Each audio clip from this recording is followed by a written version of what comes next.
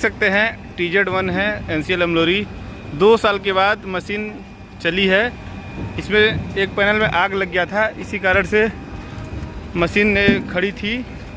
Finally हम लोग 2 महीना से लेके कंटिन्यूस मेहनत कर रहे हैं, तब जाके ओके हुई है मशीन। इसका बकेट खुल गया है और कई सारा सामान खुला है, लेकिन मार्च हो जा रहा है। देख सकते हैं यहाँ पे मशीन फंसी थी।